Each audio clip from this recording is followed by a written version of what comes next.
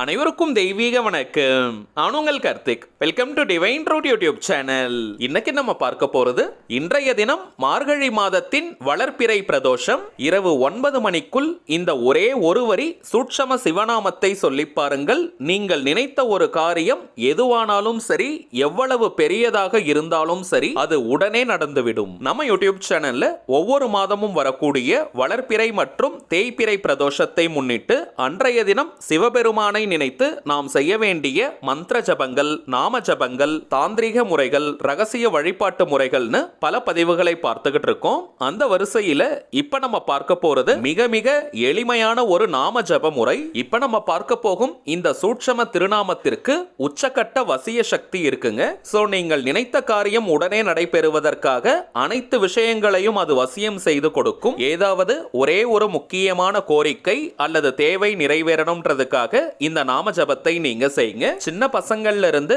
பெரியவங்க வரைக்கும் எல்லாருமே இந்த நாம ஜபத்தை செய்யலாம். அதிகபட்சம் 10 நிமிடங்கள் மட்டும் தாங்க ஆகும். சோ இந்த எளிமையான மெத்தடை யாருமே நீங்க தவற விடாதீங்க. நாம் பார்க்க போகும் சிவபெருமானின் அந்த சூட்சம பெயர் என்ன, அதை எப்படி ஜபம் செய்யணும்னு இந்த வீடியோல டீடைல்டா நம்ம தெரிஞ்சுக்கலாம். அதற்கு முன்னாடி நம்ம சேனலை இப்பதான் நீங்க ஃபர்ஸ்ட் டைம் பாக்குறீங்கன்னா மறக்காம சப்ஸ்கிரைப் பண்ணிக்கோங்க. பக்கத்துல இருக்க பெல் ஐகானையும் பிரஸ் பண்ணிக்கோங்க. அப்பதான் அப்லோட் பண்ற எல்லா பயனுள்ள தகவல்களும் உடனடியா உங்களுக்கு நோட்டிபிகேஷன்ல வரும். பிரதோஷ காலம்னா என்னன்றது உங்க எல்லாருக்குமே தெரியும். பார்க்கடலை கடையும் பொழுது அதிலிருந்து வெளிப்பட்ட ஆலகால விஷத்தை சிவபெருமான் ஏற்றுக்கொண்டு நந்தி தேவருடைய இரு கொம்புகளுக்கு இடையே நடனமாடிய நேரம் தாங்க பிரதோஷ காலம். இந்த நேரத்தில் பிரம்மா, விஷ்ணு, முப்பெரும் தேவியர்கள், முக்கோடி தேவர்கள், முனிவர்கள், ரிஷிகள்னு அனைவருமே சிவபெருமான் அருகில் இருப்பதாக ஐதீகம். அதனால தாங்க இந்த பிரதோஷ காலம் அதீத மகிமை வாய்ந்தது. வீட்டு பக்கத்துல சிவன் கோவில் இருக்கிறவங்க அல்லது சிவன் கோவிலுக்கு போக முடியும்ன்ற வாய்ப்பு இருக்கிறவங்க பிரதோஷ நேரத்துல சிவலிங்க தரிசனத்தை மறக்காமல் நீங்க செய்யுங்க. மற்ற நாட்கள்ல கோவிலுக்கு போக முடியாத நிலை இருந்தா கூட பரவாயில்லைங்க.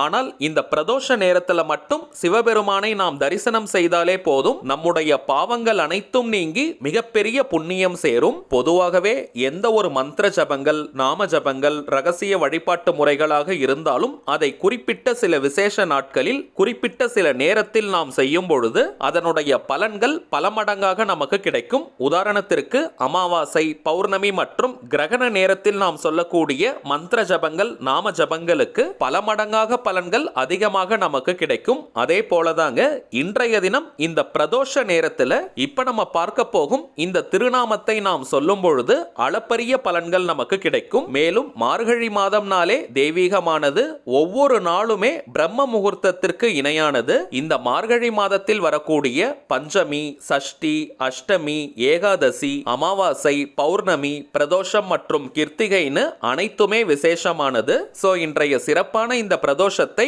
நம்ம எல்லாருமே சரியாக பயன்படுத்திக்கணும். முதலாவதாக நாம ஜபம் அப்படின்றது இறைவனுடைய பெயரை சொல்லுதல்னு அர்த்தம். இறைவனுடைய பெயரை சொல்வதற்கு எந்த விதமான கட்டுப்பாடுகளும் கிடையாதுங்க. சோ இப்ப நம்ம பார்க்க போகும் இந்த நாம ஜபத்தை செய்ய போறவங்க நீங்க குளிச்சிருக்கணும்ன்ற அவசியம் கூட கிடையாதுங்க.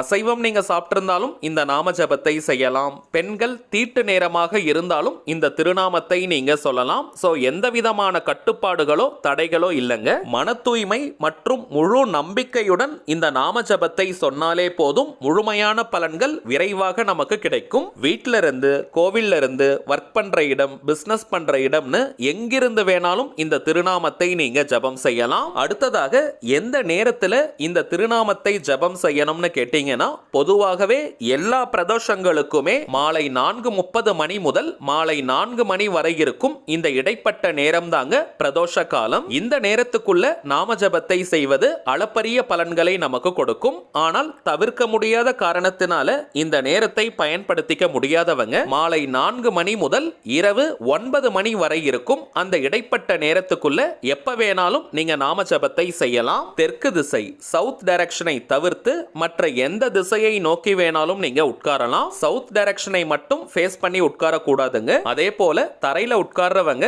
வெறும் தரையில உட்கார வேண்டாம். ஒரு விரிப்பு விரிப்பு மாதிரி போட்டுக்கோங்க. புடவை வேஷ்டி போல துணிகளை போட்டுட்டு அதற்கு மேல கூட நீங்க உட்காரலாம். அல்லது மனை பாய் வச்சிருந்தீங்கன்னா அதற்கு மேல உட்கார்ந்தும் நாம ஜபத்தை நீங்க செய்யலாம். வயதானவர்கள் மற்றும் தரையில உட்கார முடியாதவங்க மட்டும் நீங்க சேர்ல உட்கார்ந்துக்கலாம். வீட்டுல நீங்க சேர்ல உட்கார்ந்தாலும் சரி, கோவில்களில் நீங்க தரையில உட்கார்ந்தாலும் சரி, விரிப்பு போட வேண்டிய அவசியம் கிடையாதுங்க. நாம ஜபத்தை சொல்லி முடிக்கிற வரைக்கும் உங்களை யாரும் தொந்தரவு செய்யாம நீங்க பார்த்துக்கோங்க. ஒருநிலைப்பட்ட மனதுடன் சிவபெருமானை மனதார நினைச்சுக்கிட்டே இந்த திருநாமத்தை நம்ம சொல்லணும். நாம ஜபத்தை ஸ்டார்ட் பண்றதுக்கு முன்னாடி உங்களுடைய அந்த ஒரு முக்கியமான கோரிக்கை அல்லது தேவை எதுவோ அது நிறைவேறணும்னு மனமுருகி நீங்க சிவபெருமான் கிட்ட பிரார்த்தனையை செஞ்சுக்கோங்க. பிரார்த்தனையை முடிச்சிட்டு 108 முறை 108 டைம்ஸ் இந்த நாம ஜபத்தை நம்ம செய்யணும். எண்ணிக்கை சரியாக இருக்கணும். அதற்காக நீங்க டைமண்ட் கல்கண்டு, உடைத்த கடலை அல்லது வெள்ளை கொண்டை கடலை போன்ற பொருட்களை பயன்படுத்திக்கலாம். அல்லது ஜபமாலை நீங்க வச்சிருக்கீங்கன்னா அதை கூட நீங்க பயன்படுத்திக்கலாம். ருத்ராட்ச மாலை, கருங்காலி மாலை, தாமரை தண்டு மாலை, ஸ்படிக மாலைன்னு என்ன வேணாலும் நீங்க யூஸ் பண்ணிக்கலாம். அடுத்ததாக இப்ப நம்ம பார்க்க போகும் விஷயம் கட்டாயம் கிடையாதுங்க. வாய்ப்பு இருக்கிறவங்க நாம ஜபத்தை செய்வதற்கு முன்பாக 2 கிராம்புகளை, அதாவது லவங்கம்னு கூட நம்ம சொல்லுவோம், வாயின் வலது பக்கத்துல ரைட் ஹேண்ட் சைடுல நீங்க ஒதுக்கி வச்சுட்டு நாம ஜபத்தை செய்யுங்க. கடவாய்ப்பல் பக்கத்துல 2 கிராம்புகளை வச்சுட்டு நாம ஜபத்தை நீங்க செய்யுங்க.